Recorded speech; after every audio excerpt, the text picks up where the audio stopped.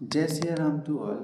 आज का हमारा टॉपिक है problem in explanation of photo electric effect using the wave model of light. जैसा कि हमने बात करी थी कि जो लाइट है वो आपका स्टार्टिंग में जब न्यूटन ने एक्सप्लेनेशन दिया तो हमने उसको कहा कि लाइट क्या है, पार्टिकल है। और उसके बाद जब आपके पोलराइजेशन, इंटरफेरेंस, डिफ्रैक्शन के जब आपके फिनोमिना आए, उनका एक्सप्लेनेशन जो पार्टिकल नेचर ऑफ लाइट है वो नहीं दे सकती है। तो इसलिए हमने कहा कि जो आपका लाइट है वो क्या है, आपका वेव मॉडल है। और इन 1900 में आपका फिर से एक फिनोमिना आता है जिसका नाम है आपका फोटो इलेक्ट्रिक इफेक्ट, जो फिर से प्रूफ करता है कि लाइट क्या है, पार्टिकल है। और लाइट पार्टिकल है, लेकिन पार्टिकल आपका इंटरफेरेंस और डिफ्रैक्शन, पोलराइजेशन ये इफेक्ट शो नहीं कर सकता है। तो इसलिए लाइट को हमने क्या कहा, लाइट पार्टिकल भी है एज वेल एज वेव भी है। तो डुअल नेचर ऑफ लाइट की हमने बात करी। तो ये जो फोटो इलेक्ट्रिक इफेक्ट है, ये फोटो इलेक्ट्रिक इफेक्ट कैसे पार्टिकल नेचर को एस्टेब्लिश करता है लाइट के, उसको हमने देखा, उसको हम देख रहे हैं। तो सबसे पहले हमने देखते हैं कि फोटो इलेक्ट्रिक इफेक्ट क्या होता है। तो फोटो इलेक्ट्रिक इफेक्ट का मतलब क्या होता है, जैसे अगर आपके पास कोई भी एक कंटेनर है, इसमें आपने दो मेटेलिक प्लेट लगाई है, ठीक है।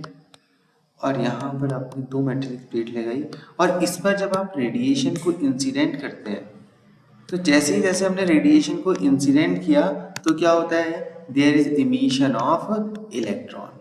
इलेक्ट्रॉन आपके इमिट होते हैं। और इलेक्ट्रॉन इमिट होंगे क्योंकि यहाँ पर आपने पॉजिटिव पोटेंशियल लगाया है, तो ये इलेक्ट्रॉन इसके द्वारा अट्रैक्ट कर लिए जाएंगे और पूरे सर्किट में आपकी करंट फ्लो होने लग जाएगी। और इस इफेक्ट को हम कहते हैं फोटो इलेक्ट्रिक इफेक्ट। और जो एक करंट फ्लो हुई है, इस करंट को हम कहते हैं फोटो करंट। और जो इलेक्ट्रॉन निकले हैं, इनको कहते हैं फोटो इलेक्ट्रॉन कहते हैं। इतना समझ में आया। अब सबसे बड़ी बात यह है कि जो ये रेडिएशन आपने इंसिडेंट करवाया था, क्या हर एक प्रकार के रेडिएशन में इलेक्ट्रॉन निकल जाएंगे? तो इसका आंसर है नहीं। हर एक प्रकार के रेडिएशन को आप इंसिडेंट करेंगे तो आपके इलेक्ट्रॉन्स नहीं निकलेंगे।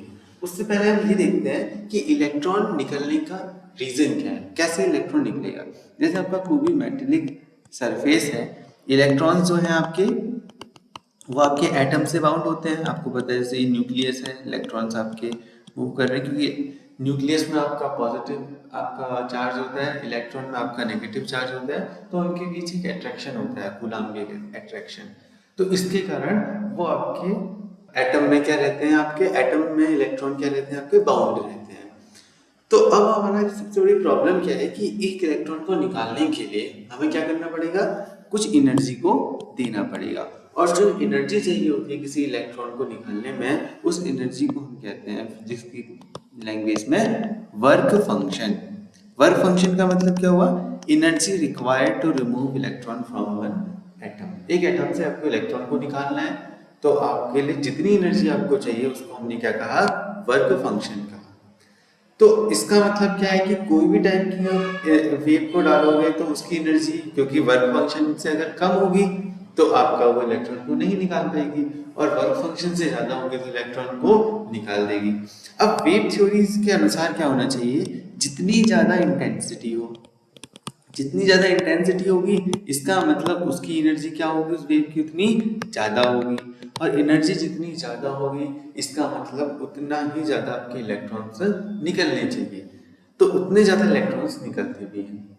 लेकिन सबसे बड़ी समस्या क्या है कि अगर मान लिया आपकी इंटेंसिटी बहुत कम है, बहुत ही कम है, और आपने क्या किया, लाइट को आपने फॉल करवाया, तो इसके अनुसार क्या होना चाहिए, आपके जो इलेक्ट्रॉन्स निकली, क्योंकि इलेक्ट्रॉन को उतनी एनर्जी लेने में, क्योंकि इलेक्ट्रॉन कुछ एनर्जी को एब्जॉर्ब करेंगे, एब्जॉर्ब करते करने में क्योंकि इंटेंसिटी बहुत कम है, उसकी एनर्जी बहुत कम है, तो इलेक्ट्रॉन को यहाँ से निकलने में बहुत टाइम लगना चाहिए। और जब हम उसकी कैलकुलेशन करते हैं वेव थ्योरी के आधार पे, तो आपको घंटों लग सकते हैं इलेक्ट्रॉन को निकलने में, अगर हमने इंटेंसिटी को कम कर दिया।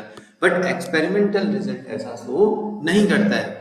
According to the experimental result क्या होता है कि जो टाइम डिले है बिटवीन आपका इजेक्शन ऑफ इलेक्ट्रॉन और क्या इंसिडेंट रेडिएशन के बीच में, वो टाइम डिले आपका बहुत ही कम है। बहुत ही कम का मतलब क्या है, approximately 10 to the power of -9 second. इतना कम आपका टाइम डिले है। और ऐसा नहीं है कि ये टाइम डिले आपका लेस इंटेंसिटी के लिए कम है और आपका हाई इंटेंसिटी के लिए ज़्यादा है, ऐसा कुछ नहीं है। इंटेंसिटी का इस पे कोई फर्क ही नहीं है, ये सबसे बड़ा प्रॉब्लम है। क्योंकि अगर इंटेंसिटी का अगर फर्क नहीं तो इसका मतलब एनर्जी जो आप वेव मॉडल से आप उसकी एनर्जी समझ रहे हो किसी भी ईएम रेडिएशन की या लाइट की, वो आपका ठीक कॉन्सेप्ट नहीं है इसका मतलब। क्योंकि क्या समस्या हो रही है, अगर कम एनर्जी है तो उसको थोड़ा टाइम लेना चाहिए इलेक्ट्रॉन को निकलने के लिए, लेकिन ऐसा होता नहीं है, तुरंत ही निकल जाता है आपका इलेक्ट्रॉन, चाहे इंटेंसिटी कम हो चाहे इंटेंसिटी ज्यादा हो।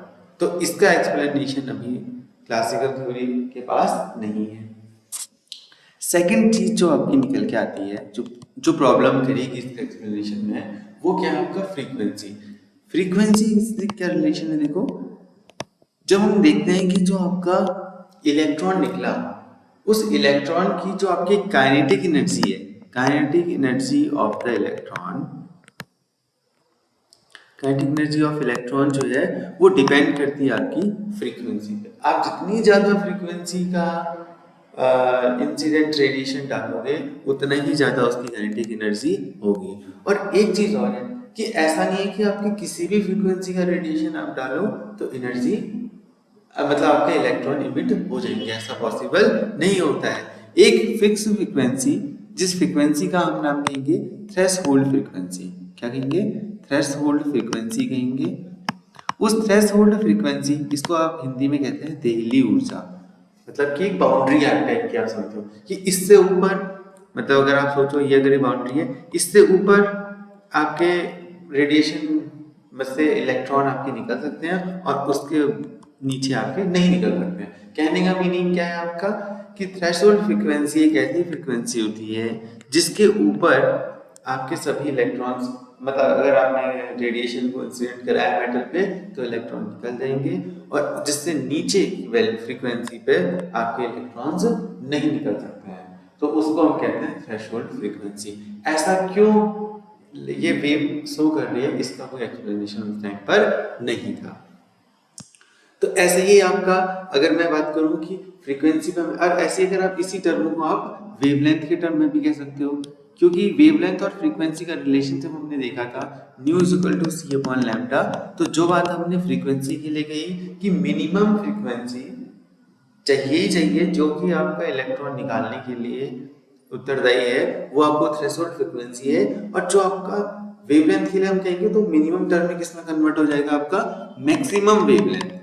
अगर उससे ज्यादा वेवलेंथ हो जाएगी तो आपका इलेक्ट्रॉन नहीं निकल सकता है। तो उस क्या नाम है वेवलेंथ को हम कहते हैं थ्रेशोल्ड वेवलेंथ। तो आपके दो तीन कंसेप्ट क्लियर हो गए। एक तो आपका हो गया कि अगर लाइट जो है आपकी वो इंटेंसिटी, लाइट की जो एनर्जी है वो इंटेंसिटी पे अगर डिपेंड करती तो इलेक्ट्रॉन जैसे, मतलब इंसिडेंट रेडिएशन जैसे आपने डाला तुरंत इलेक्ट्रॉन निकल गए, लेकिन कम इंटेंसिटी का डाला तो तुरंत इलेक्ट्रॉन नहीं निकलने चाहिए, लेकिन ऐसा होता नहीं है एक्सपेरिमेंटल रिजल्ट में। तो इस ये आपका सबसे बड़ी प्रॉब्लम थी। दूसरा है कि फ्रीक्वेंसी पे कैसे डिपेंडेंसी है इसकी, वो भी एक बहुत बड़ा फैक्टर है। तो इन्हीं फैक्टर्स से ओवरकम करने के लिए आपका एक नई थ्योरी आई जो ऐसा कहती है कि लाइट आपका पार्टिकल है, और पार्टिकल नेचर से अगर हम इसको समझेंगे तो वो बहुत ही इजी कंसेप्ट है। तो फिर वो उसका एक्सप्लेनेशन जो दिया आइंस्टीन ने दिया, उसको हम नेक्स्ट लेक्चर में देखेंगे कि आइंस्टीन ने कैसा एक्सप्लेनेशन दिया उसका। और उससे पहले हम थोड़ा सा देखेंगे कि फोटो इलेक्ट्रिक जो करंट जो आपकी वैल्यू निकल के आएगी यहाँ से, जब अपना करंट फ्लो होगा तो वो फोटो इलेक्ट्रिक करंट किन किन फैक्टर्स पे डिपेंड करती है, उसी के आधार पर हम एक नया आपका मॉडल जनरेट करेंगे। जय श्री राम टू ऑल।